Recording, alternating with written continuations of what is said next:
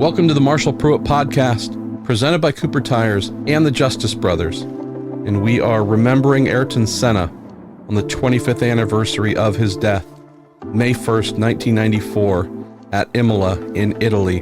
Trying to think about ways to celebrate my all-time racing hero on this 25th anniversary. And having written about Senna, I believe, on the 15th anniversary, 20th anniversary as well, and my story of following him being something that I don't believe there's much left there for me to cover. Wanted to do something not only unique, but also something that I think most of you might not have heard if you are fans of Senna, both from watching him live or in person or posthumously. And that's with my pal Terry Griffin. As I mentioned in the opening of our discussion coming up here momentarily, Terry's a massive influence on me as a photographer, and I also absolutely idolize Terry and the very small handful of American photographers who covered Formula One in the 1980s and the 1990s. He's been shooting it through the 2000s, 2010s, and such. Terry really, in this golden era of Formula One, especially when he came in 1986, this 1.5 liter turbocharged era was just unfathomable in terms of speed and spectacle and car control. The drivers, the names, the Pro Sennas, Mansells, the PKs, the Bergers, and so on, and more that would follow as he was a steady presence at the Formula One races, on the Grand Prix trail, as we moved into the atmospheric era, as Michael Schumacher made his debut in 1991, and on and on. Terry being there, one of so few, plying his trade, bringing home these amazing images. I thought, what better person to bring some new insights, some new stories about Senna than someone who was there for almost the entirety of Senna's career in Formula One. And so we spent about 90 minutes speaking from his shop in the Bay Area here in Berkeley. And it's a very personal topic for him. I can't think of many who are fans of Senna where it isn't a deeply personal topic, not only his loss, but also what he meant and continues to mean to those of us who absolutely idolized him.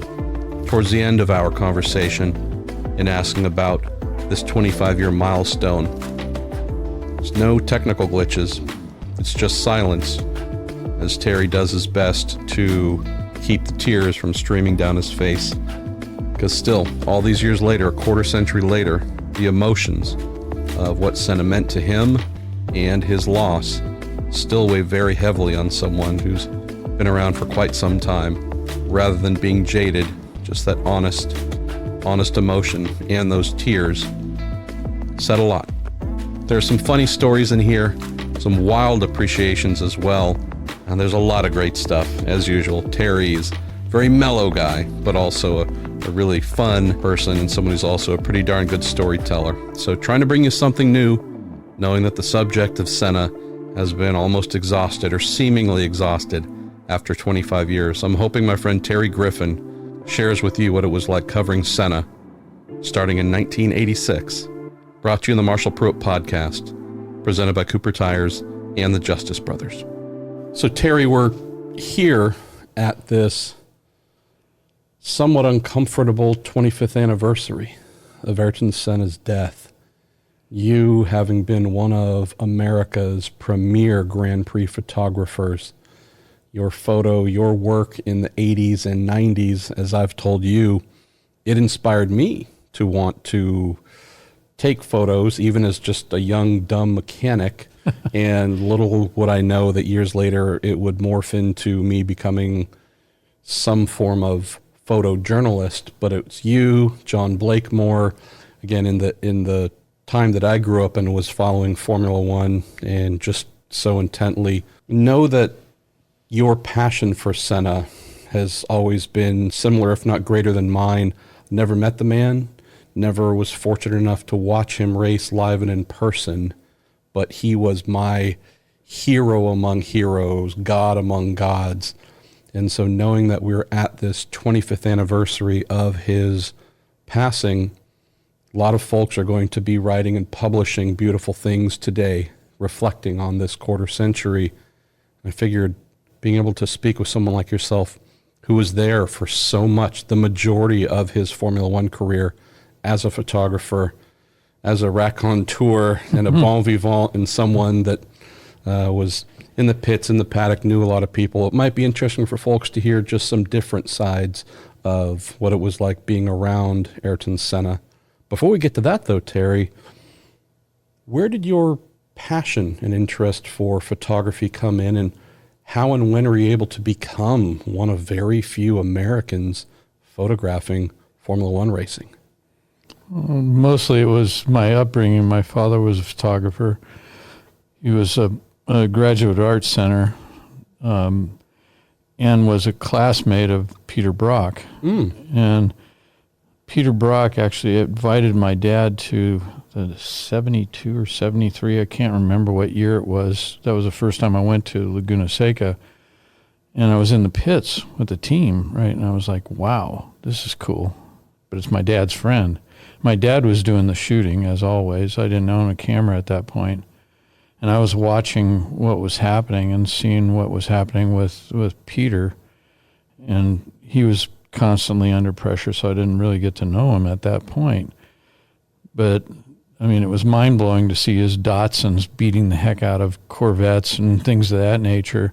And I was like, yeah, it feeds into my giant killer kind of Volkswagen mentality that I have, right? And so later on, when I was a crew guy, much like yourself, I was a crew guy for a CSRG car with a 57 Lister Corvette that I kept at my old shop up on San Pablo Avenue.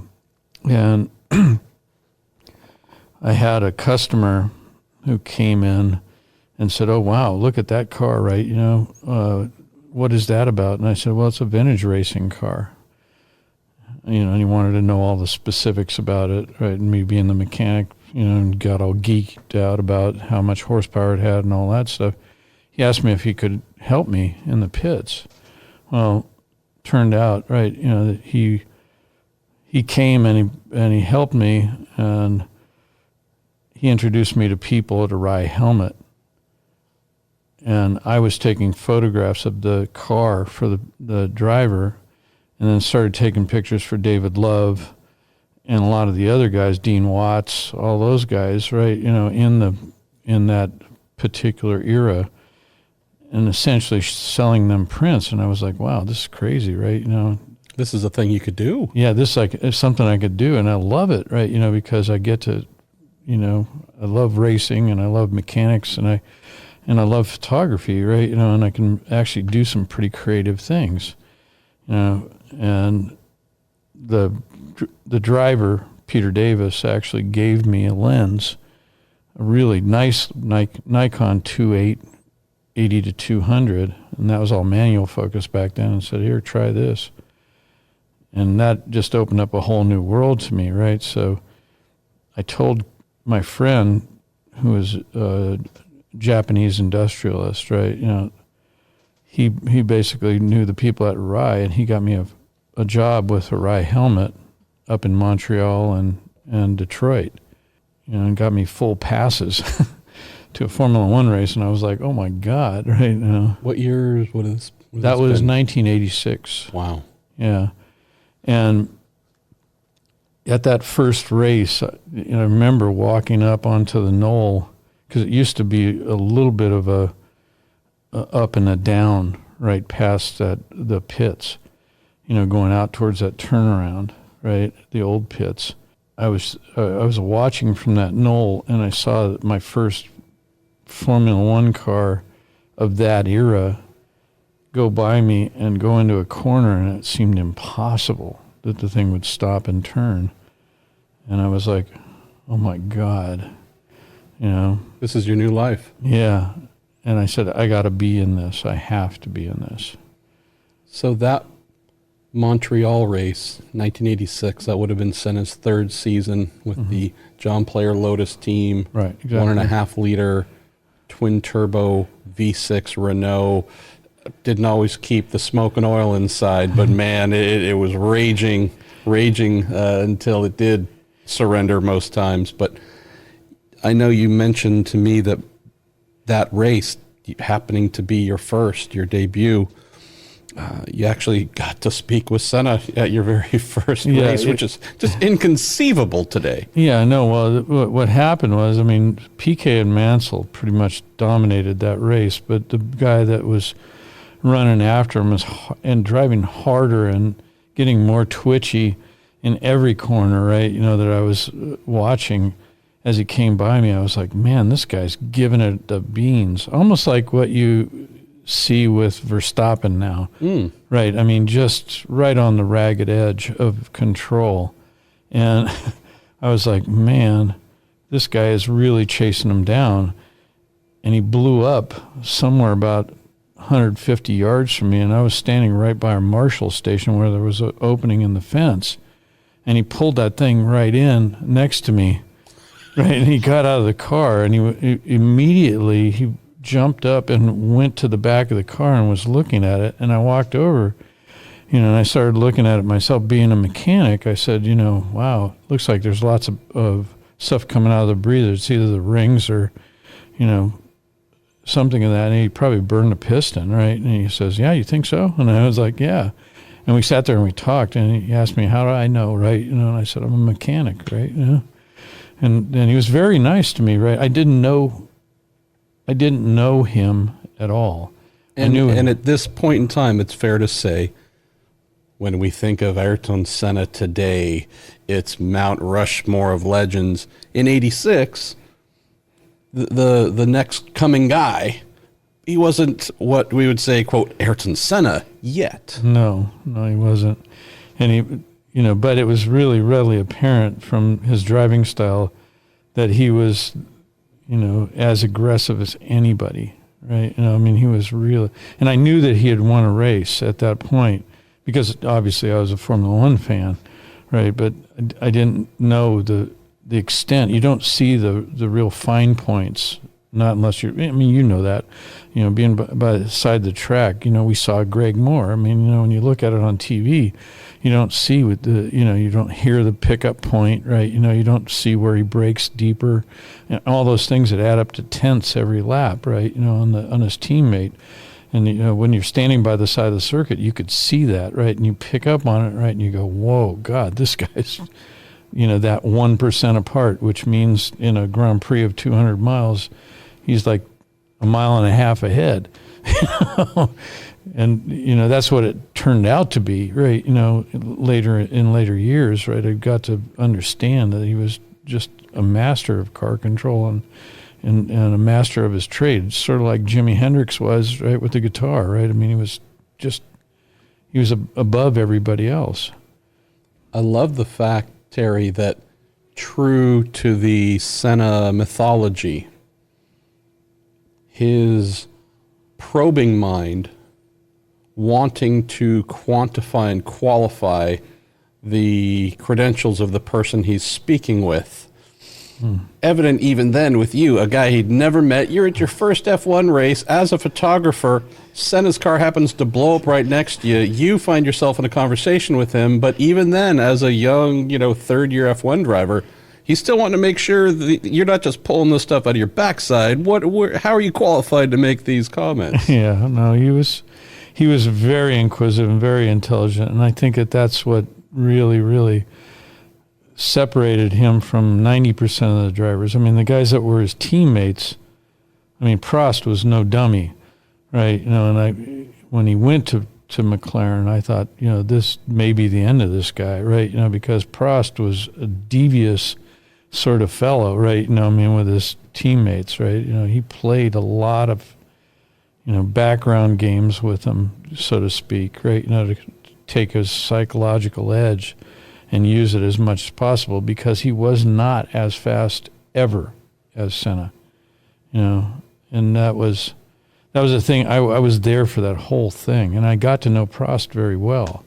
because I used to eat at ELF Motorhome, and that's his home, right, as well. And all the French guys that I knew through Paul Henry Kaye, who was my best friend and traveling partner, right? I mean, we used to sit at the table with him and talk.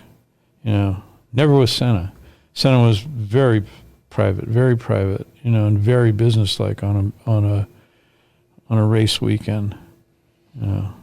So I believe it was your second Formula One race, which would have followed. I believe they were back to back, going from Montreal '86 to Detroit, and not the modern iteration of the Detroit street circuit on Belle Isle, but the actual downtown Cobo Hall, you name it, potholes, everything. Oh yeah, they're still searching for some cars that got F1 cars that got lost in those potholes.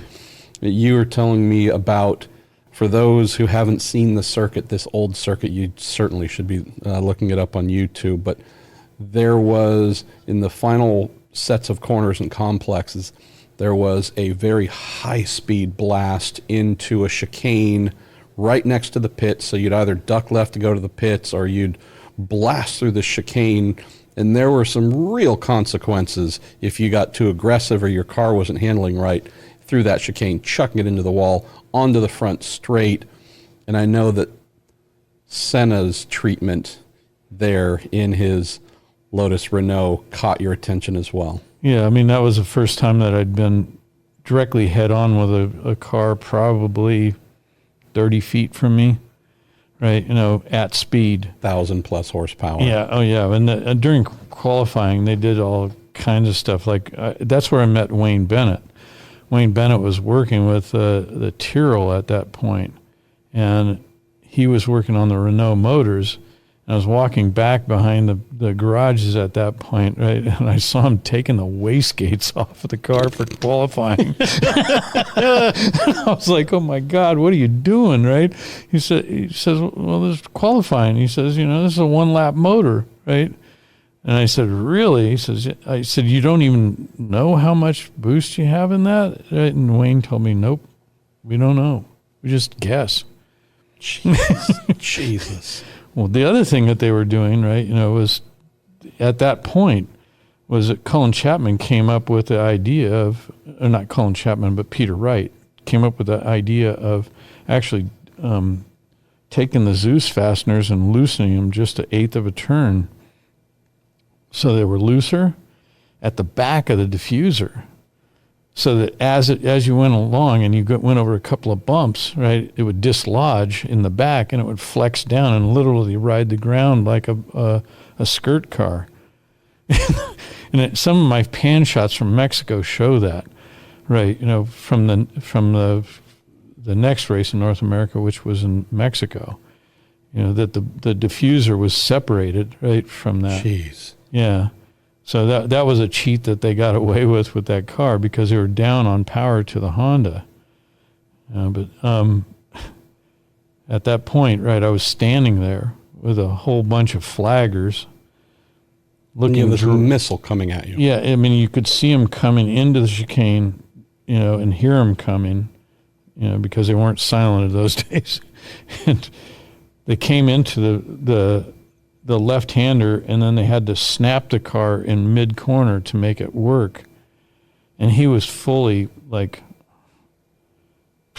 30 to 40 miles an hour faster than anybody else, right? It was crazy how visual it was. And I was standing there, and I was taking the pictures, and all of a sudden I realized, as Senna came through the corner, that everybody around me dropped to the ground except me. Duck for cover. Yeah.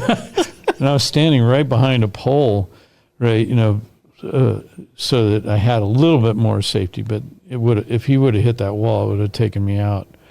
And I was like, oh my God, this guy is amazing, right? Car control. I mean, and I saw him do it one more time, right in front of me like that, later in his career.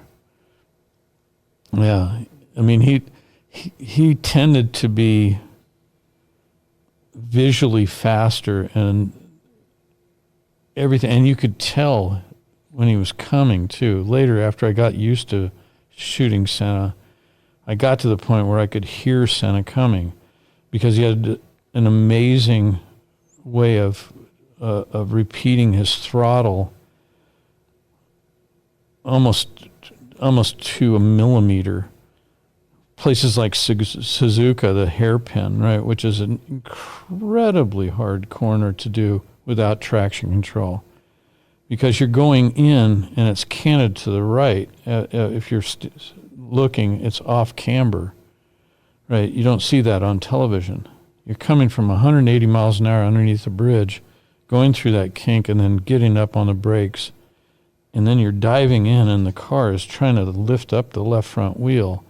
So you're trying to keep from locking that up, and then you're trying to come out of that corner without getting ass happy, right, and oversteering like crazy. And what happens is that you could actually close your eyes and hear Senna coming, because he would feather the throttle, wop, wop, wop, wop, wop, wop, wop, wop, wop, wop, wop, right, as he came out of that corner.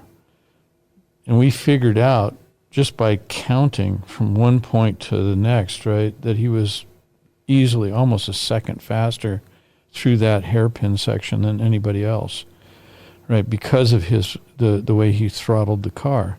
His jabbing approach to using the throttle, especially in slow and mid-speed corners, was completely unique in his era.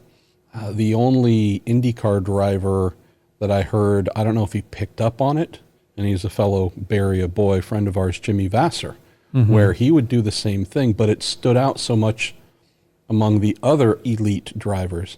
And so that, again, to your point, that was one of the things that Senna just, I don't know if it was natural style, an articulated choice that he made, but rather than the maximum throttle or a slight lift and then a progressive resumption of throttle in whichever corner, he, as I perceived it, realized that those are compromises. I'm going to go as fast as I can till I feel that I would have to lift.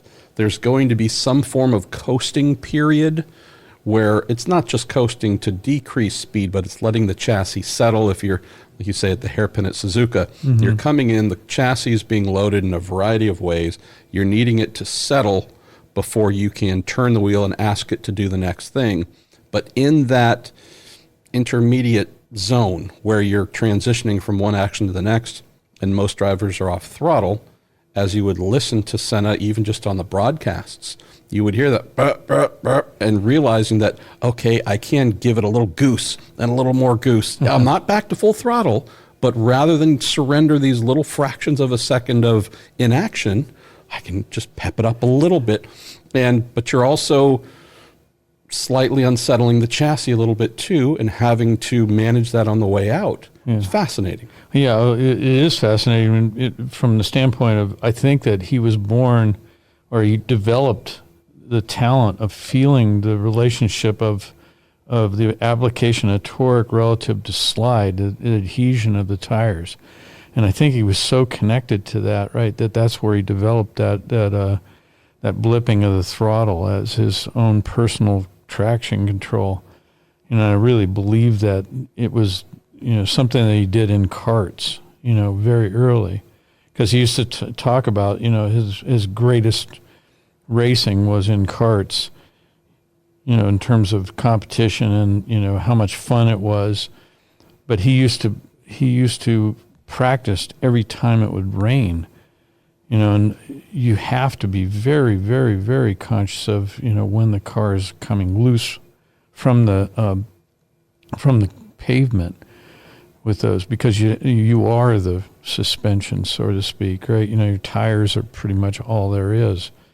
And, he was a master of that. It was amazing. Do you know Mr. Tanabe? No, know of, but don't know. Yeah, well, I met him in '85 in Japan, right, when I was over there for the first time, when I met Hirotoshi Honda as well. But Mr. Tanabe has been a friend of mine ever since, right? He actually owns some pictures of Senna that I did, the one of him working on the car and the one of him in Monaco, right, where he's inside everybody's wheel tracks by like a yard, right? and he used to talk with me when he was head of the IndyCar project. And one time when we were at Firebird, right, for Zanardi's first test, it was me and Art Flores, right? they were the only ones that were invited to that test, right? And as soon as I got there, he's like, "Oh, Terry, right?" Like this, right? And I was like, "Oh, wow, what are you doing, right?" Yeah. I said, "I thought you were still in Formula One." He said, "No, they put me over here in charge of the IndyCar program." And I said, "Oh, that's great, right?" And I said, "We get to see each other all the time."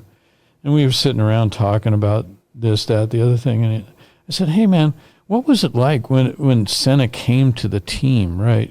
Because you were the guy that actually worked with him on the electronics and all that." I said, what did you think, right? And he said, "Well, it was really interesting, right?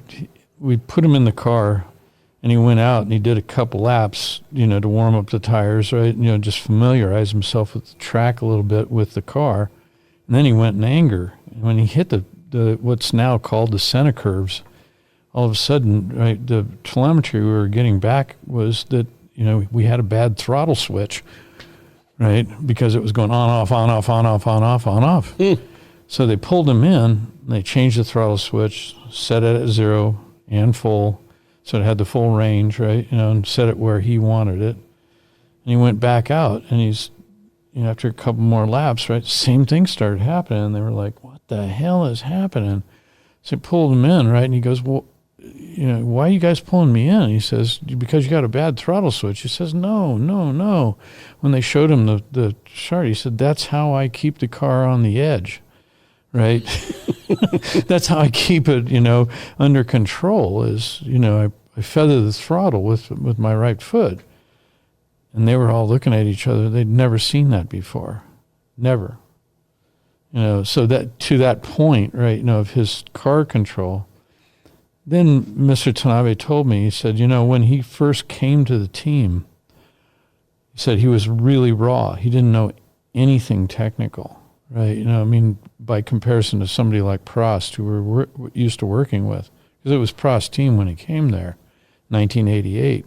And they asked him, give him feedback, and he says he was giving us really rough feedback, but he was like a sponge. He was always there as late as the engineers were there, asking him tons of questions about what's happening with the car from this standpoint. The power curve is wrong for this particular corner, right? I need it to be this way or that way, whatever, right? And he said that by the time that, 93, the end of 93 rolled around and he went to Williams, he said he was our biggest asset in the car. There was no sensor they had that was as accurate as Ayrton.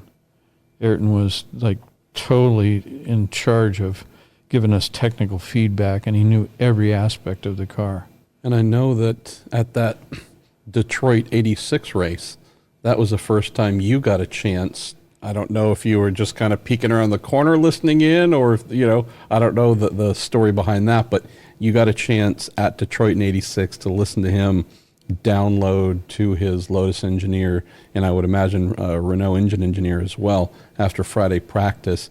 And you said even then it was just amazing, his computer-like ability to recount every little thing, that it was the frame rate that he was capturing things on track blew you away. Yeah, everybody who was there, right, even the public could walk through the garage at that point. You could buy a garage pass. It was in the old Cobalt Hall, and they had a table much like we have here, like a card table, and they were sitting there out in the open. Him, Johnny Dumfries, right, and all the engineers there, right, Duke Rouge and all those people, and he's sitting in there, right, and I just edged up and started listening, right, and then I started taking pictures, and he was like, gave you a little side eye. Yeah, I have a picture of him giving me the stink eye, right?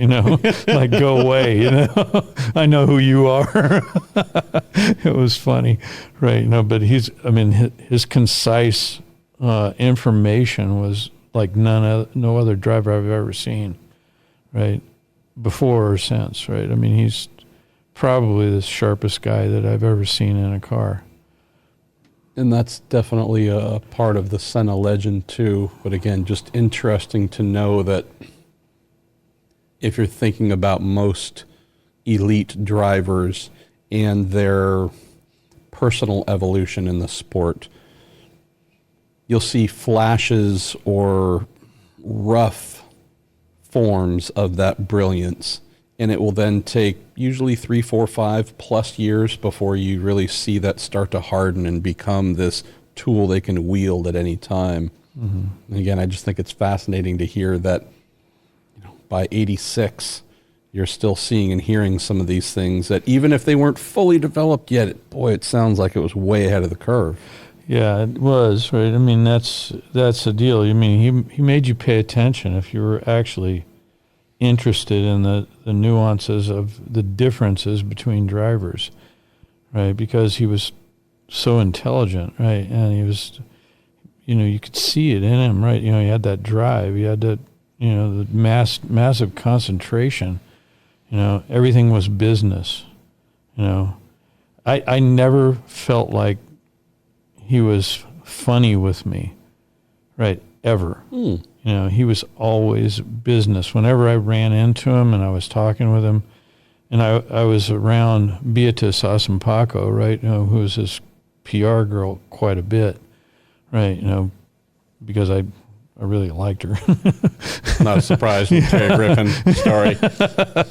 But no, she was always really open with me, and we had fun together. But when Ayrton would say, okay, it's time for us to go, right? It was like, boom, you're on it, right? You're going, and that was the end of his deal. He was totally into his craft, right, on the weekends, right? There wasn't no party animal in that guy. Mexico, 1986 was another item that stood out to you, talking about the difference between himself in that Lotus Renault and Nelson Piquet and Nigel Mansell in their Williams Hondas. Again, the coveted, oh my goodness, stand back Honda of that era at Mexico. And I believe it was in the corner leading up to Peraltada, which was the final long sweeping, what Senna would end up upside down there a few years later. Yeah, I saw that, actually. I was shooting at the exit of that when that happened. And when he flipped, he'd already, because he came into it so quick, he was up in the fence upside down. And I wasn't taking too many pictures. He got out from underneath the car. And I was just so happy to see him get out from underneath there, right? Because I thought, oh man, he's done, right? But that corner was a real man's corner, right? If there is a real man corner left in Formula One, that one was as the big, I think R15 is what they call it at Suzuka, right? Mm-hmm. That's another big balls corner, right? And those are the kind of corners that define you, right? But the corner leading up to it, if you're going to make any time in the Peraltada, you have to carry that speed through the corner before it. And the Williams engineer was standing there with a speed gun, right? And we were standing there with him, right? And here comes Mansell and here comes PK, and they're within 2 or 3 kilometers per hour of each other, and then here comes Senna, and he's like 30 miles an hour faster than these guys going through there. I mean, it was ridiculous, right? And you're going, how the hell did he do that? And I wasn't taking pictures. I mean, I was taking pictures going down the straight, but I wasn't taking pan shots, so I don't know if he was using that cheat of dislodging the rear diffuser, right? And that's the reason why he had so much downforce in that corner. But man, to be able to have the confidence to do that and car control to do that was just like, man, we were talking about that all night, right? And it sounds like your unique ability, Terry, coming from your background, the mechanical background, but also the racing background, is you were not just a artisan with a camera happening to either enjoy the sport or being assigned there, and that was just your job for the weekend.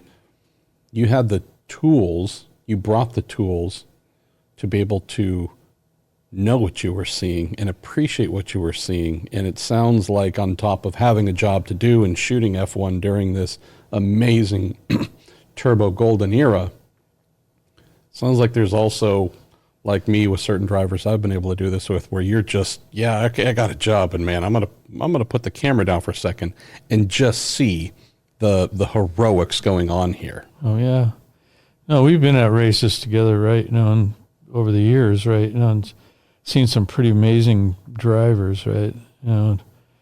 It's always, I mean, we're fans first. I mean, you don't go into motorsport at the level that we're at, right? As a photographer or a journalist or a mechanic to become wealthy, because it's not going to happen. You do it because you love it. Everybody that is there loves it. And if you don't, right, I question your sanity. So Monaco 87 was another event that I know that stood out for you. And this, if we're talking about technology, active Lotus Honda by this point. Yeah. And I heard through the people that worked at Camel that they had gotten that from the RAF, right? The whole thing with the programming of the suspension to keep it dead level, right? That it was from the Harrier jet, I think, or the one they used in the Falkland Islands, right? That where they bombed the runway so that the Argentine Army or the Air Force couldn't take off, right? Because they didn't have that technology, but they could land on it with those big pock marks in it, because it would pick up the wheel so it wouldn't catch. So that was quite astounding, because that car, up to that point, I think that was the first win for that car, right? I'm not positive, but I think it was. And I think you went on to win Detroit that year as well. Yeah, I believe so. Yeah, I believe it. I have the Grand Prix guide in there. I could refresh my old man memory. Right? But what do you recall about this? It was a precursor to what we'll talk about later of Donington 93, where here's this alien technology, granted by 91, 2, 3, the whole active, 92 in particular, but just it had been in heavy development. By then it was something used by a variety of teams. 87 though, this is some freaky, we're not sure what we got type stuff. Right, exactly. And that was the thing, right? It's like we were expecting, that car to break again, right? And it just flat. I mean, he was in the zone as he normally is in Monaco, and he basically just walked away from the field. I mean, it was actually a boring race, right? Because of the fact that, he had such a technical advantage, plus being Senna. It's like on top of that, right? That's a beat down that but it made you notice him, right? It made you notice that, he was the guy that was pushing that team forward, right? Because they didn't have the budget that Ferrari did, and they didn't have the budget that McLaren did at that point, right? And for him to beat him at the most technical race, right, was pretty astounding. And then watching him, as he got more and more confident, right, especially to back, man, he was so much faster through there than anybody. It was ridiculous. At that point, I realized that, I was a Prost fan at that point. And that's sort of the race where I said, I have to admit, he is the Muhammad Ali of this sport. He is the Jimi Hendrix of this art, this art form. So were you there as well the following year for what has become a pivotal moment in the Ayrton Senna story? I was sick. Right? Because I wasn't there, right? And I was physically sick. I had abandoned my plans to go there, right? But Paul Henry was there, and he was giving me a blow-by-blow of it as well. I wish I'd have been there, but I've seen other performances by him that equaled that, right? I mean, obviously, my pinnacle of his career is Donington. I was at that race, coldest race I've ever been at in my life. You're still drying out. I know, man. No, I was still taking my hand off the camera after the race, right, because it froze. Literally, the wind coming across the Midlands, and that sleet that was happening, right? It was ridiculous. But it was a magic day for Senna. I think he did like 8 pit stops or something like that. It was crazy. And he still won the race, right? But the way he put a beat down on Prost, right, in that race, we all said, if it's going to be like this today, right, somehow Senna's going to come through, and he did. By the end of the first lap, he had passed 8 people or something like that. Were you able, now granted, today, everybody trackside at, I think, just about every race, whether it's through their phone and earbuds or Bluetooth headset, something. Trackside today, you're hearing live commentary, you've got timing and scoring going, you seemingly can be in one corner at the end of the circuit and know about everything else that's going on elsewhere. That wouldn't have been the case in 93 in the driving rain at Donington. But were you able to, at least in the moment, appreciate knowing where he started on the grid? I don't know where you were shooting the start, but the fact of what his progress happened to be as it was happening. Oh yeah, I mean we were Colin Ree and I are pretty vocal, right? And we use a lot of swearing too, right? But no. Look at that, so and so. I can't believe that so and so is doing this, right? Because we were standing right there by the plane. In fact, if you look in autocourse, right, Paul got the shot from that start. From that year of autocourse, right, from Donington. And he used the left side of the lens that was our start shot for the airplane. And then as the field came through underneath, right, he got it all. And then we followed him around, and we could watch him going up the hill, right? And it was like he was just passing people like they were standing still. There's plenty of film of it. It's on YouTube and all that stuff, but that was my vantage point. And then we worked our way back over to the pits. But what was interesting was as they came through on the second lap, right, because it was all transpiring on the first lap, as he came through in the second lap, we couldn't believe it. Here he was well out in front, by the time he got to where the airplane was, right, which is like 2 or 3 turns away. I mean, and it was like, wow. It's inconceivable that he did that. Especially to the Williams car, right, which is all dominant at that point. Prost just was not any good in the rain. That's all there is to it. I mean, I remember once in Adelaide, he literally, just seceded the race to Senna, right? When it was really pouring down rain, he pulled into the pits and retired from the race after the siding lap. And he didn't even go one lap. He didn't do a start. He just said, no, not going to do it. So coming out of 87, with Senna being the coming man in Formula One, moves to McLaren, the equally as legendary MP44 chassis. That must have been an interesting year for you to follow and shoot, knowing that Prost had been your favorite and or the one that you respected the most. Here's Senna coming in, his first opportunity to be a front-running, consistent race-winning driver. First chance to vie for a title. Comes into a team that Prost owns, right? Earned multiple championships with the well-established team leader.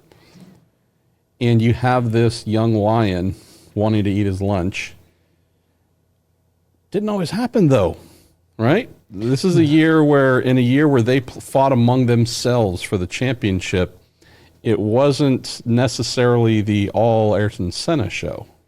No, it wasn't, right? I mean, he was still young and raw, right? And the advantages, right, that a car setup that Prost had on given circuits gave him a slight advantage, right? But you could see it was happening, just like, and let's see. It's like with Vettel with Charles Leclerc at this point, right? I mean, that it's only a matter of time before Vettel just says, you know what, I'm done. I don't want to be embarrassed by this kid, and it's going to happen, because that kid has so much talent, and he drives. He's a more talented driver. He's a more talented racer, for sure.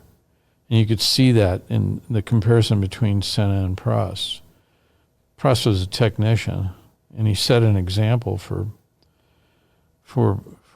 Senna to actually aspire to. I mean, his training, his diet, his technical knowledge, which was his biggest weapon, right?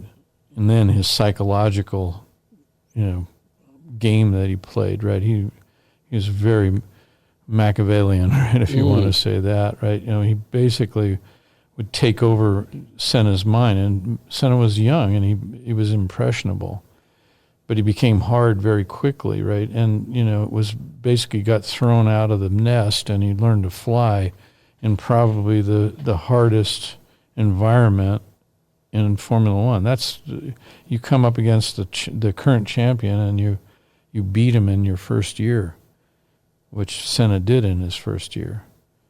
And that was pretty amazing, right? I think that was a year that I realized that even though I liked Prost better, right, as a person, right, or a personality, right, that Senna was by far a better driver, and that there was no turning back at that point.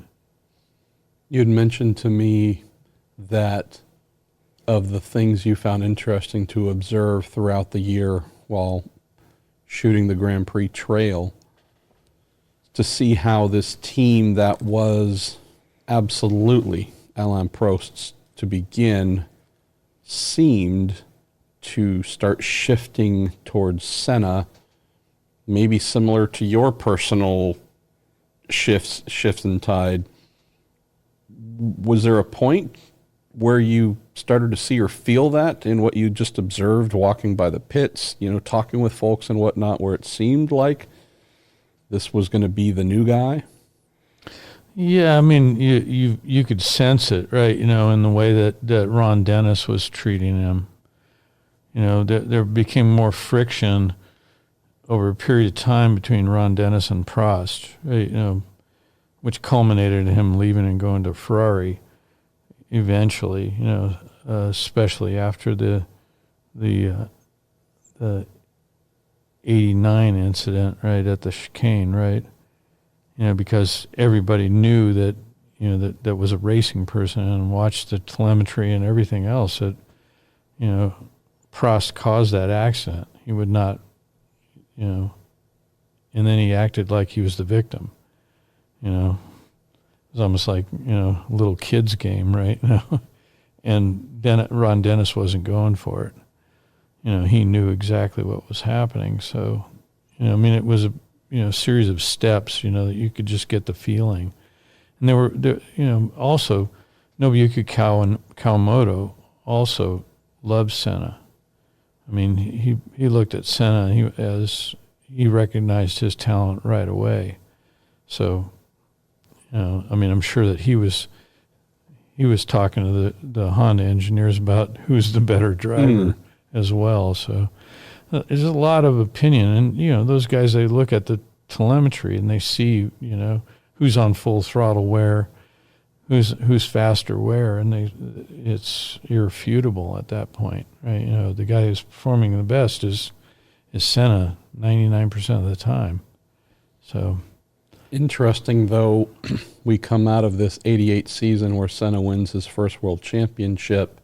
Very thin, though, razor thin. I think victory-wise of the 16 events, it was 8 Senna, 7 Prost, and 1 Gerhard Berger. Then move into 89, though. And I'll tell you, as a bullish devotee of Ayrton Senna, I remember betting my boss, Bob Lesnett, mutual friend of ours. So again, I'm just a young mechanic at this time working at Sears Point, but living and breathing F1, again, along with other sports too, but in particular, Senna. Lesnet was diehard Prost fan, and after Senna won the championship, he's like, well, all right, let's bet on 89. I said, you sure? You sure you want to? Yeah. And I don't remember, it was $20, $100, something like that.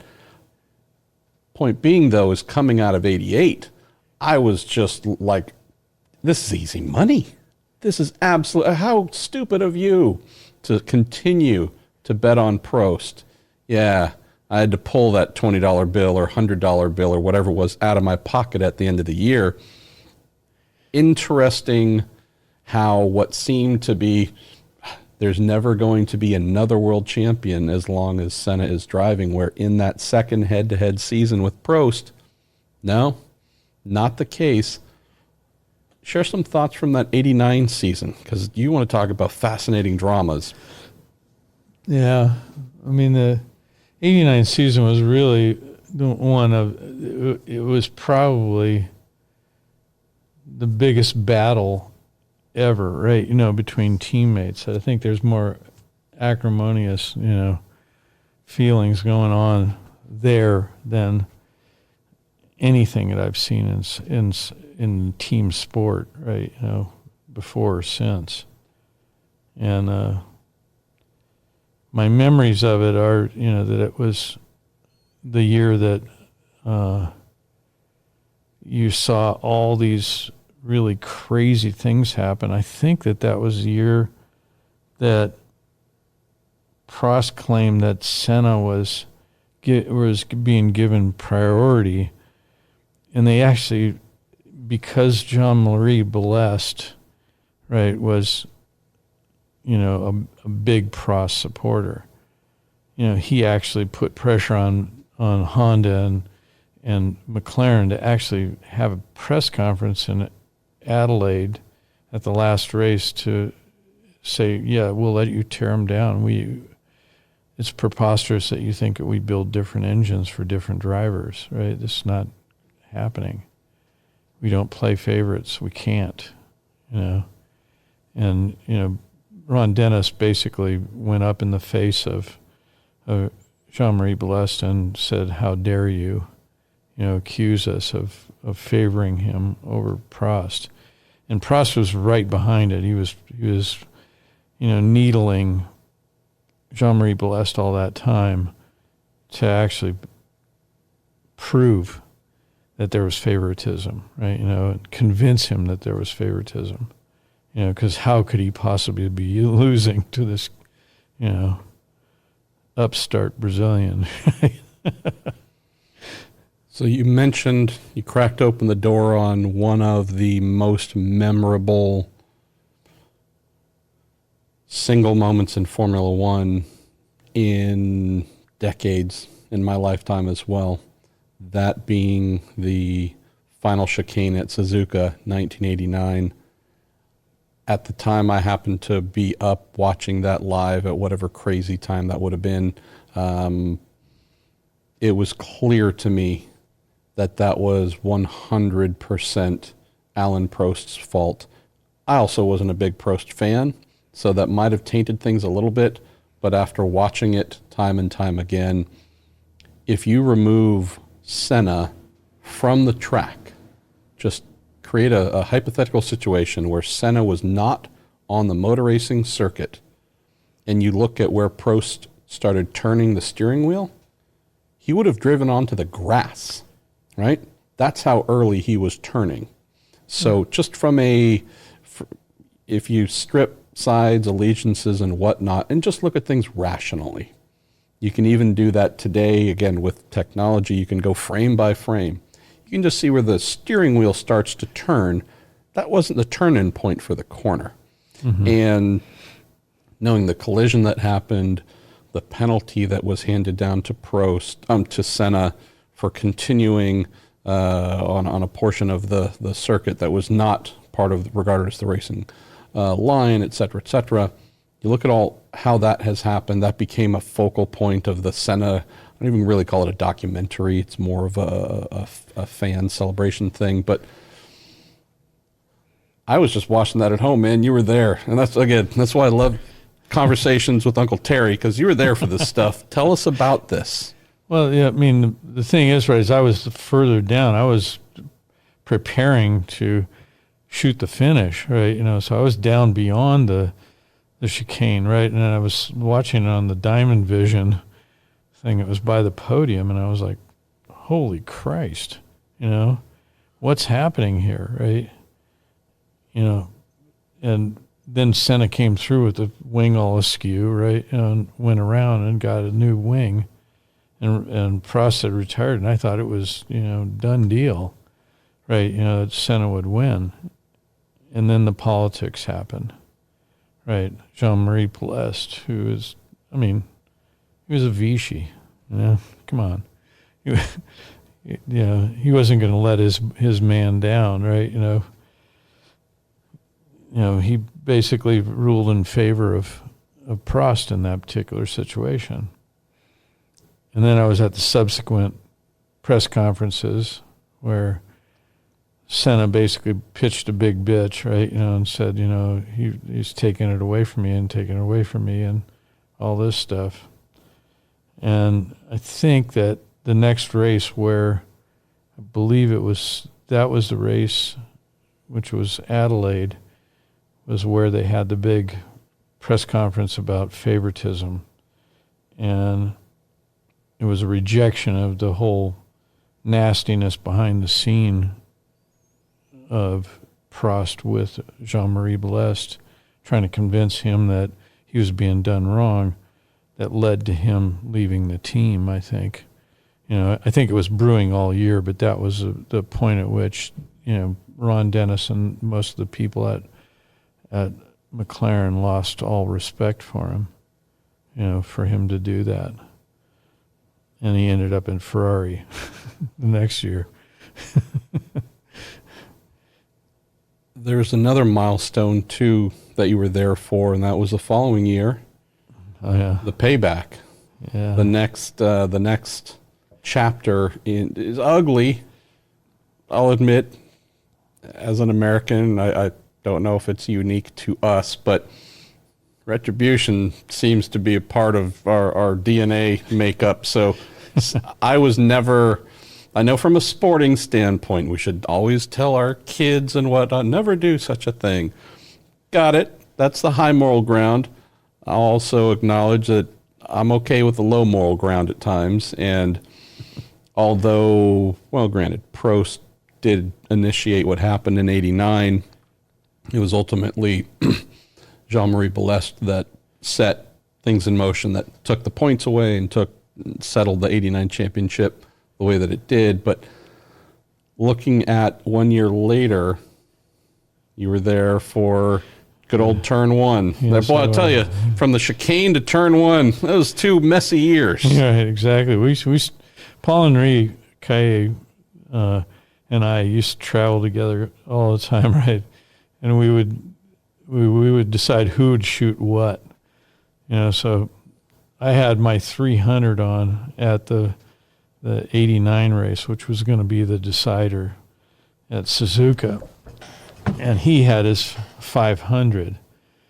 And I was going to shoot the intermediate and then follow it as a pan shot into the turn, right, as they went past. And he was going to shoot them coming away from the start, 2 or 3 shots, and that's it. And we were packed like sardines on that photo tower. I mean, there was probably a couple hundred people on something that probably shouldn't be that many people.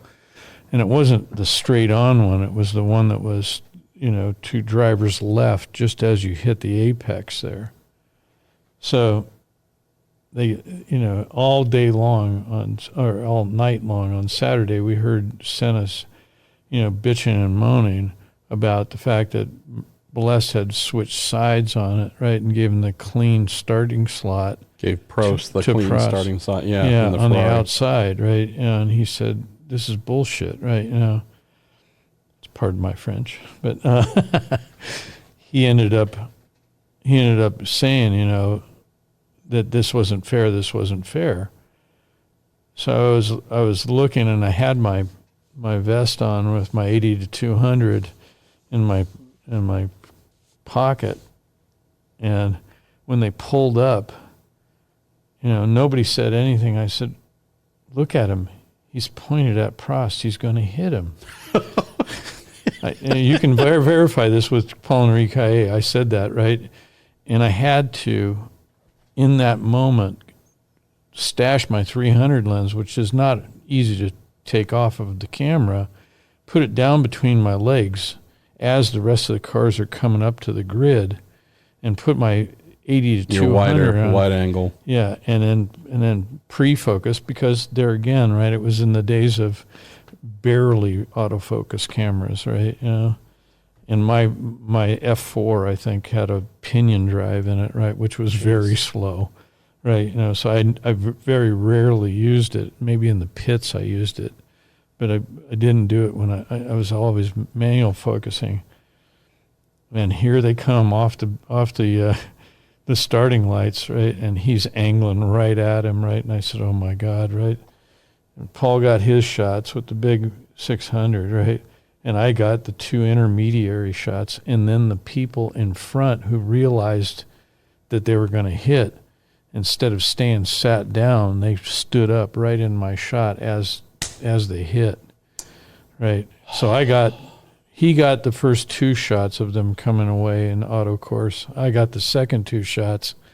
And then I think some Japanese photographer, and I can't remember who it was, right, got the shots of him because he was down in the front row and we were almost in the back row, right? But we watched them as they slid off, and then I have pictures. I went over by the car after they got out of the car and walked across the track, and walked away. I got down off there and went over and looked at both cars, and I was like, I was blown away. I couldn't believe that happened at that speed, right? But, then the famous press conferences, right? And I was sitting with Machado da Silva, who had become my friend at that point. Machado was his cousin, right? And he ended up being one of the people with Vivian who actually ran the Ayrton Senna Foundation. Yeah. Really nice guy. He was educated in Chicago, so he spoke and, spoke dirty in American English. And he loved my jokes, right? And I loved his. Lord bless him. Yeah. So we ended up in the front row of the Adelaide one, where he admitted that he hit him and that, he was crying and all that stuff, right? And we were in the front row going, blah, blah, blah, blah, blah, blah, blah, blah, like this. And Ayrton looked down at us and told us to shut up. It was funny as hell, man. I mean, the way that Jean-Marie Blest ran that organization was a crime. I mean, it was a crime against Senna, absolutely. Because Senna really, was wronged. And, Prost took advantage of the whole thing, right? And he tried to convince everybody, that, I didn't have anything to do with it. Really? Really? You didn't go to him and say, I want you to switch sides on this thing? Yeah, I'd love to hear that at some point, right? Really. I know you've also mentioned your appreciation for Senna when it comes to qualifying performances and also just some of his rituals in the car. Oh, yeah. I mean, he used to let me in right to the garage, and this was when you had greater access, right? I mean, now you're at least 30 yards away from the guys, right? And they're totally protected, and, it's almost like seeing Mick Jagger backstage. You just don't, Now they have solid windscreens in front of them, so you can't see them talking to the engineers and all this stuff. And I think that Formula One loses a bit because of that, because the pictures that you have of those moments of intense concentration, when they're talking with the engineers and stuff, they're very they're very indicative of what really happens in Formula One, and we don't get that anymore, right? Or at least not that much, right? And back then, I was on my knees, literally as close as I am to you right now, with my 14, taking pictures of Senna in the car as he's going through his ritual of, closing his eyes and, actually sitting there turning an imaginary wheel, shifting an imaginary shifter with his eyes closed, going through the lap. And the mechanics are absolutely silent. Right? And then he raises his hand, which is a signal that I'm going to go. And he goes out, and you can almost bet your bottom dollar he's going to turn fastest lap and get pole position. I mean, he was just amazing. That's what we called him, Magic Senna. That was the thing, Magic Senna. Here he goes, pole position. To that, right, the last year that they were together in, God, what was that? That was 89? It was the last year they were together. I was at the chicane shooting. Which chicane?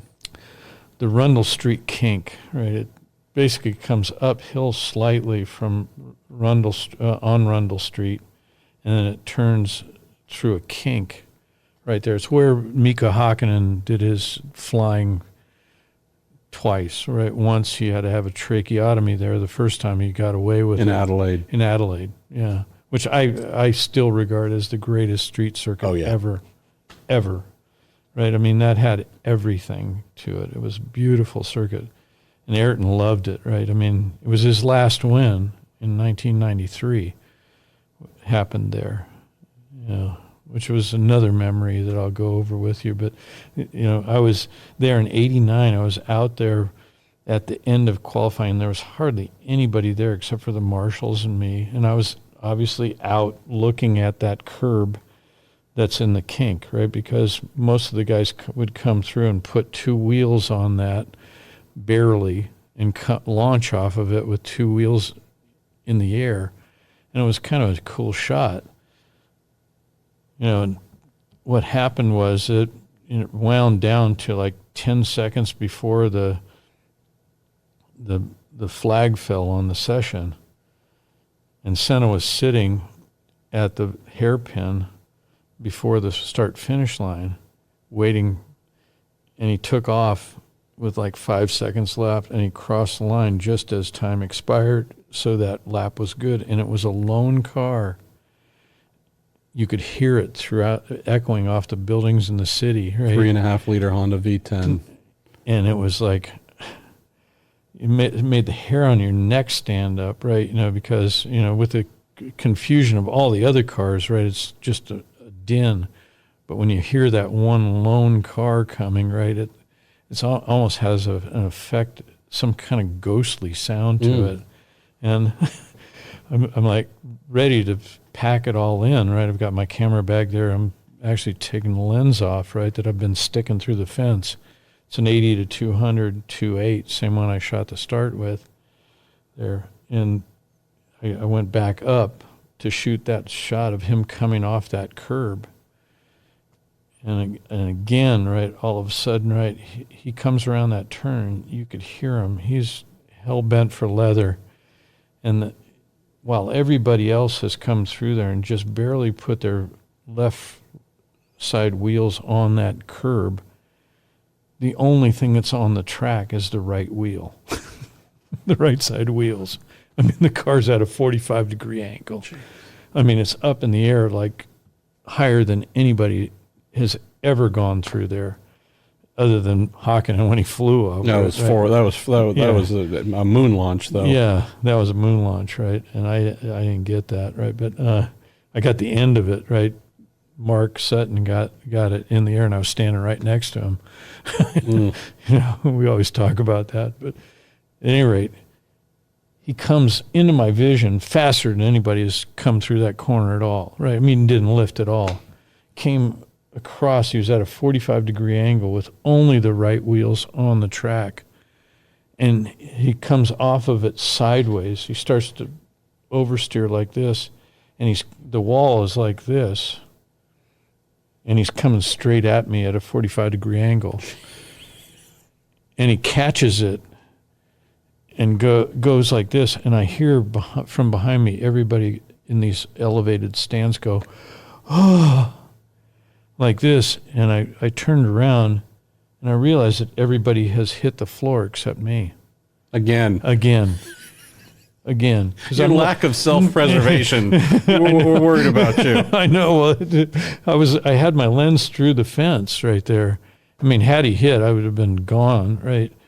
But he ended up setting pole position by 0.9 of a second, which is a year in Formula One.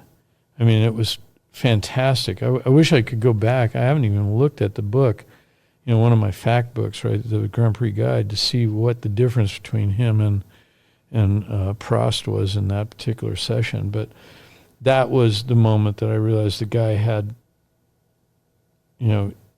extraterrestrial help or something, to get him through what he does in the car. He was just unbelievable. A couple years later, you mentioned that 93 Adelaide final race with McLaren, his going away party. You'd been with that team, 5-6 years at that point. It was his, that 93 years with the Ford instead of the Honda, unfortunately. But share some thoughts about being there for that and what you remember of that end of an era. Yeah, that was kind of an emotional party, right? Every year, the Marlboro party in Adelaide, which ended the year, right? People like the premier of the state of South Australia would be there, right? Lots and lots of big Australian stars. Greg Norman was there, right? Lots of people, and it was really the night to be seen, right? But this year, everybody knew that, because Marlboro was a title sponsor of McLaren, and that it was Senna's last race with McLaren, that, it was like a divorce that was happening in slow motion. So, every photographer that was part of the Formula One circus, if you will, was there because they wanted a photo of it. And I have many photos of that night, right? Jad Sharif, who had the Marlboro contract at that point, along with Joe Ramirez, who is possibly Senna's best friend in the pit lane, presented him with this collage of shots from his years at McLaren. And I don't think there was a dry eye in the house. I know Senna was crying. And his girlfriend, I can't remember what her name is, the blonde woman, was there, right, which was kind of rare, right, to see her. And it was a very emotional night, right, for everybody, right, who really, had come to really admire Ayrton Senna and what he was Formula One at that point. He had that kind of command when he walked in the room, right? He was the guy, like nobody I've seen before or since, right? Schumacher never had that. He never had that same panache, right? That Ayrton had. So it was a very sad night, and it was an interesting race, right? Because he drove that car with so much anger, right? And I remember being with Philippe de Barcy that weekend. Who's that? He's a Belgian journalist. He was Paul Pierre's best friend. Okay. And he is a journalist and a photographer as well. And very good friends with Paul-Henri Caillet. I think the godfather of Kenji and Kenzo, Paul-Henri's sons. And he and I were standing at the Victoria Park corner at the end of the Brabham Straight, and we were watching Senna come through in qualifying, and we were like, holy Christ. I mean, he's driving with so much anger in the car. I mean, he's just making that car do things it shouldn't be able to do as he's coming through, because it's a 200-mile-an-hour straightaway followed by a 120-degree corner. so it's like, the guys with big balls do it really, really fast, right, during qualifying. He qualified that Ford engine over the Renault, which had, he was probably given up, 100 horsepower or something. I don't know how much. Something ridiculous. Yeah, and he made Prost look stupid.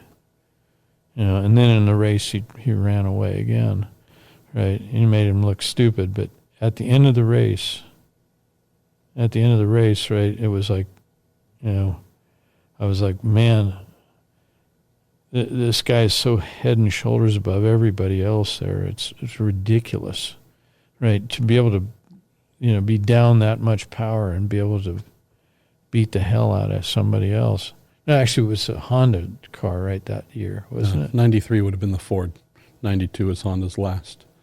No, I think this was yeah, that's right. That was, I'm old, so I get confused.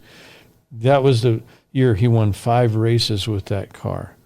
He won 5 races in a car that was down tremendous amounts of horsepower, and it didn't have the advanced active suspension that the other car had, right? All this stuff, right? And he was like, how does he do it? How does he do it? I just kept on saying to myself, this guy is like, he's magic, But that was the end of the era, right? And that in 93, he knew that Prost was retiring and that he was going to the Williams the next year, and he pulled him up on the podium, and he put his arm around him like, hey amigo, right? It's all finished, right? We can be other people now. And then they went to the press room, and I was with Beatriz Asampaco and Bob Considuris, who did the post-race interviews, had the good sense to just back up for a minute and watch what happened, because when he walked into the room, Senna and Prost were already in this mode where they were like talking with each other and had let their guards down from Two each old other. warring generals finally without a war. Exactly. And it was like the affection that came out there. I think that Brundle was third that year, and he just went away. He walked out of the press conference. He just left, right, because he knew that, this wasn't going to happen. And Considuris didn't have to ask one question. And it went on for like 30 minutes. And I have pictures of him, and I was sitting in the front row, and he looks like they look like they're singing to each other. Wow. Yeah, it is fabulous, right? I even was talking with Beatriz on Instant Messenger. I said the other day, I have those shots, and I've never given you any, right? And you were sitting right next to me, and that was the last win for Ayrton, right? And it was really a big deal, that they made up, right? It was, and it was probably the only press conference where the moderator didn't ask any questions, right? He just let them go. It was amazing, right? And I felt really, really privileged to have been there, right? In that particular moment, because, that probably was the greatest battle between two personalities in the history of Formula One. Still, nothing has come along that's like that. Vettel sure doesn't measure up to Hamilton. Hamilton is head and shoulders above him, right? And I don't think that I don't think there was that intensity between Alonso and Schumacher. It just didn't produce that kind of drama. But yeah, I mean, Ayrton was really unusual, right? I mean, he was a one of a kind guy, and I can only equate it to my other hero, Jimi Hendrix, right? You know, and I was around him somewhat, right, in Hollywood in the late '60s. He just had that sense of command and, you know, obvious talent that was just out of every pore of his body. Right? One of one. One of one. That's it. So we are closing, Terry, on where we started, this being the seemingly unfathomable 25th anniversary of Ayrton Senna's death. I'd lived almost a quarter century when he died. I've lived a quarter century since he's been gone. He's still a daily central figure in my life, and he hasn't been lapping for 25 years. That's how much of an impact he made on me. Share some thoughts, and I've written many things over the years at the 15th anniversary and 20th, so that's why I wanted to do something with you for the 25th. Share some thoughts on this milestone number, reflections on where he sits, where he still resonates for you. As someone who, we're sitting here in your shop in Berkeley, California, I'm staring at the East Bay Formula One Group sign in front of me. You get up early. Every Sunday there's a Formula One race, as you have for a year, to host and a group of dozens of people that come out to watch Formula One. So even though it's no longer the thing you do shooting-wise for a living, it's still never left your life as a big influence. But what do you think about this 25-year mark? It still is, you know, it's less painful than it was. I used to cry when I thought about it too much.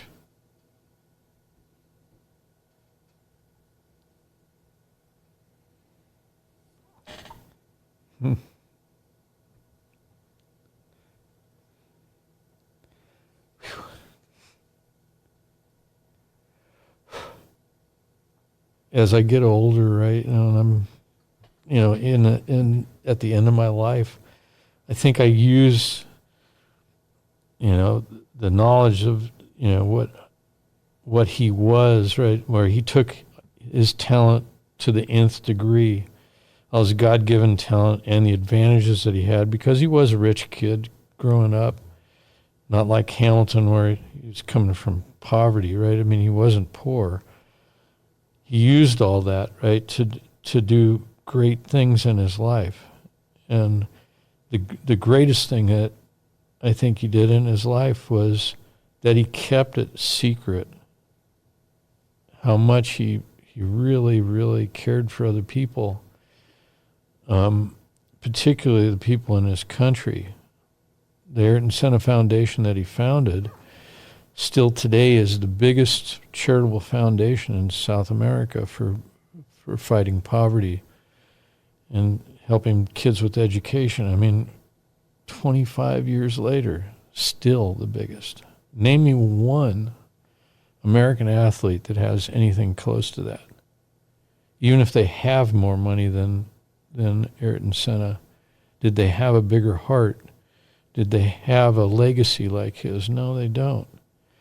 The greatest thing that he is an inspiration to anyone who watched him, right? You know, he lived life exactly the way he wanted to, and he knew the score, and he gave back as much as he could to everybody. And for me, he's an inspiration, you know, more than just about anybody in sport.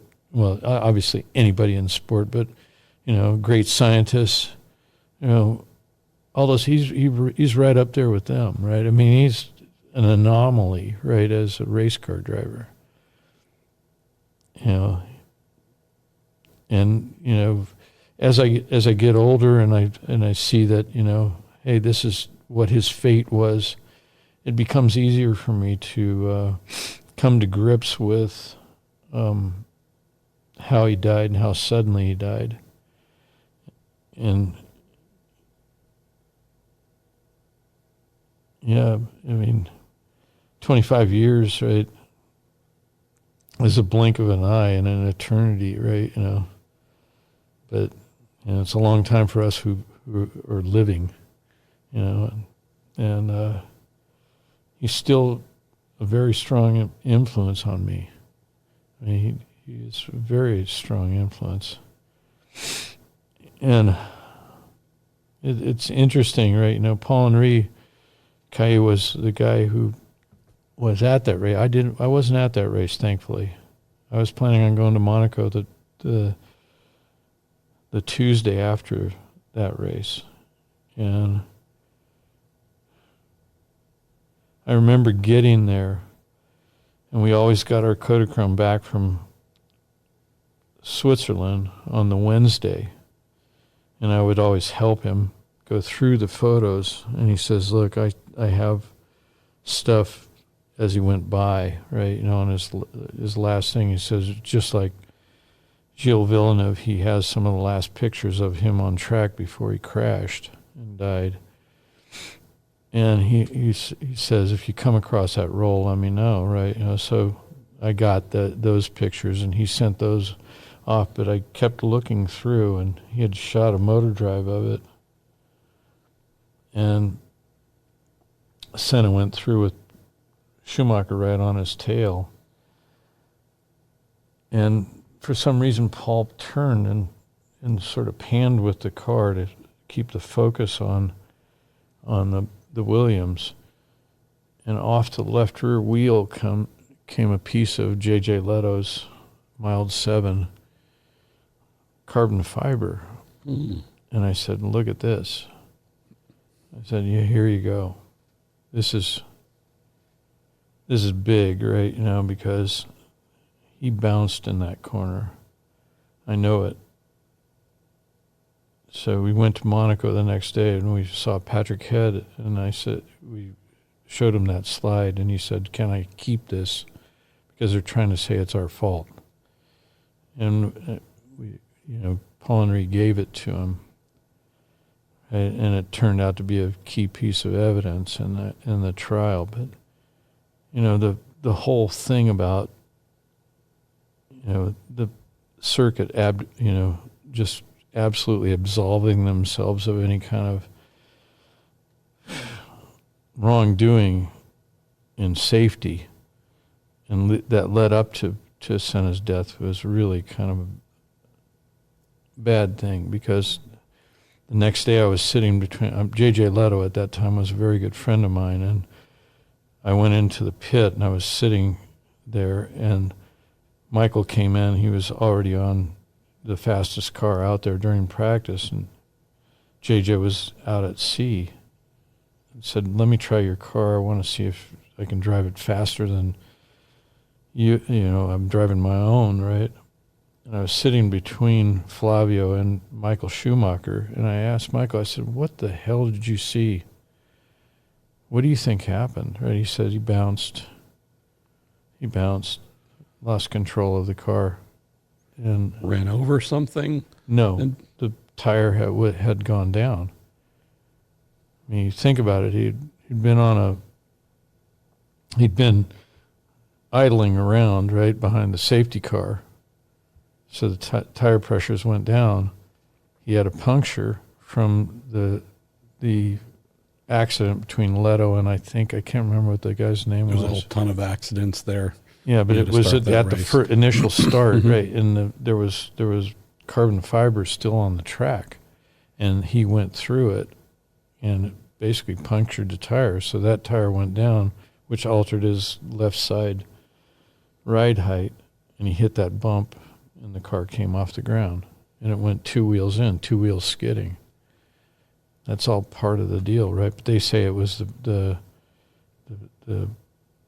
steering column being welded improperly caused the accident, which is bullshit, right?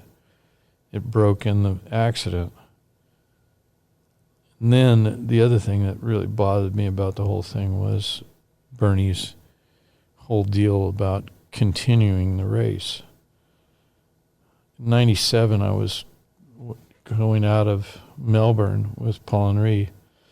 It's a long walk from the car park to the bus stop where we could take the bus back into town. And we were walking with all of our gear.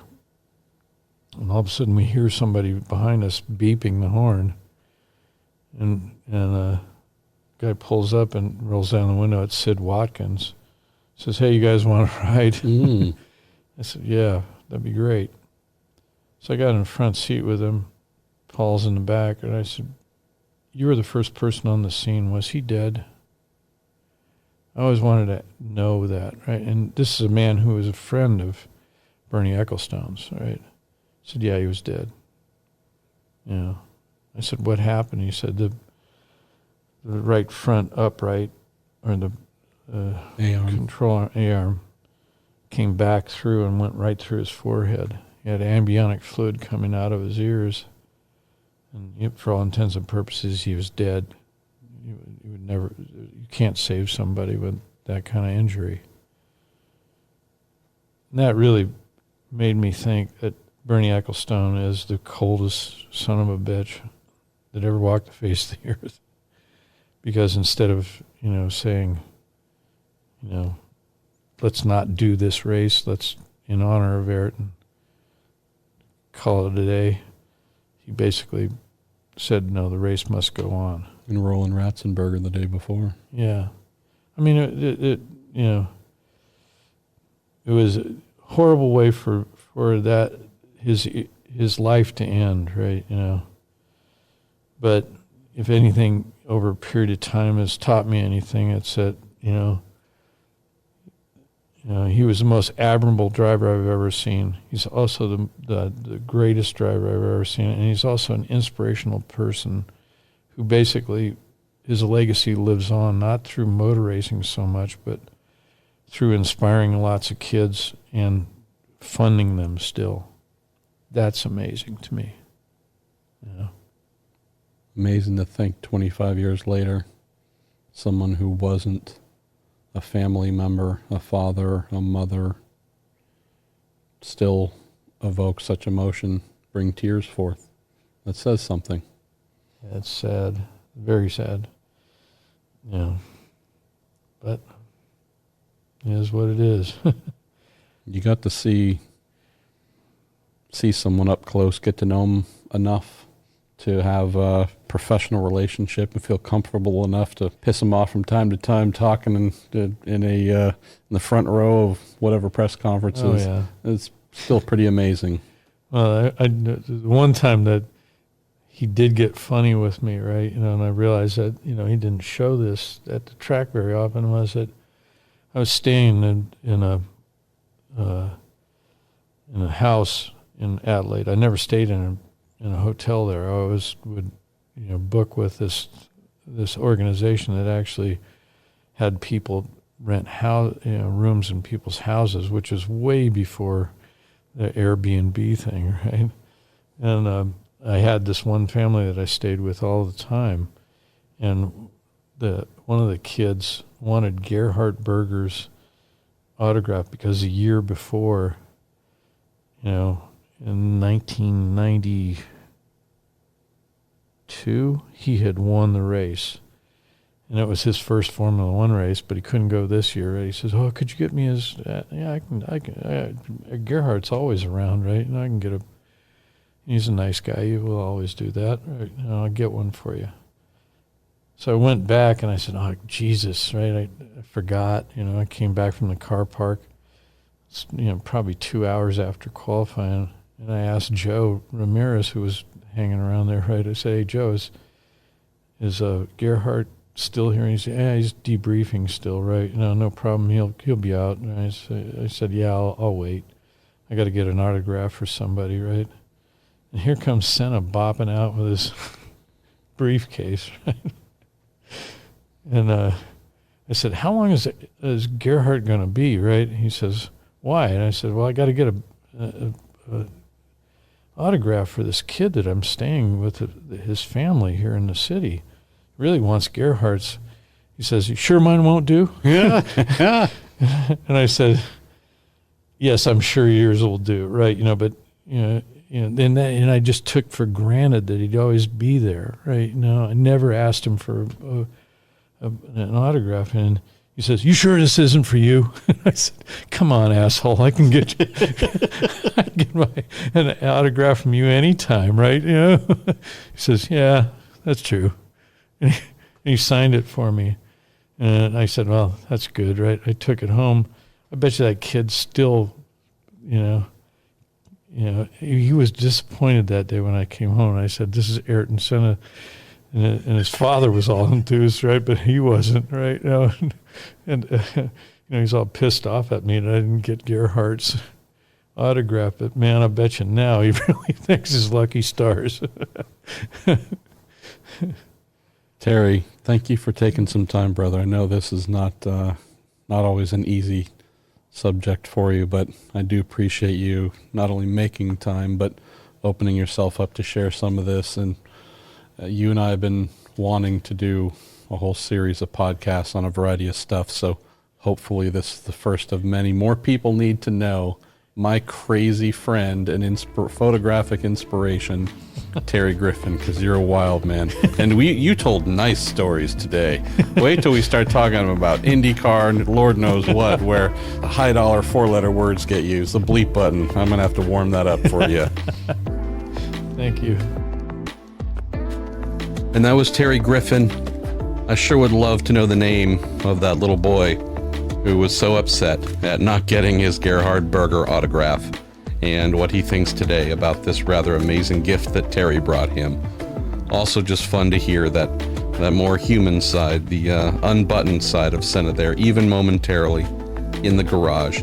Also just a beautiful snapshot into a different era where a photographer who knew everyone, obviously at the team, but a photographer late in the day would not only be welcome into the garage, but basically just allowed to stand there and wait for one of the drivers to speak with and interact with them.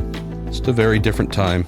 Obviously a bit of romanticism about that, but also maybe just indicative of when you have someone like a Terry Griffin who earns the trust of those around him, that he does indeed become part of the scene. Well, thank you for listening. I hope that you did enjoy this. If so, let me know. Share some thoughts on if there's anything in particular that you happen to like, and I will be sure to pass it on to Terry.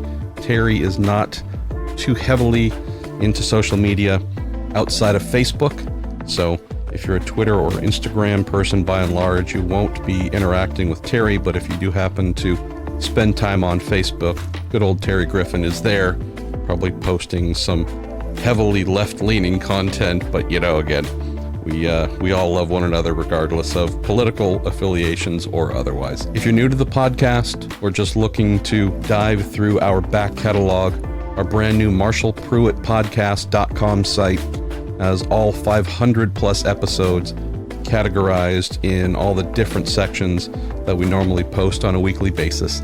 So if you'd like to check out what we've done and get familiar with the kind of podcasts that we present, MarshallPruittPodcast.com is the destination. We also have a dedicated subscribe page where you can pick one of the variety of ways that you might either download every episode or live stream what we present.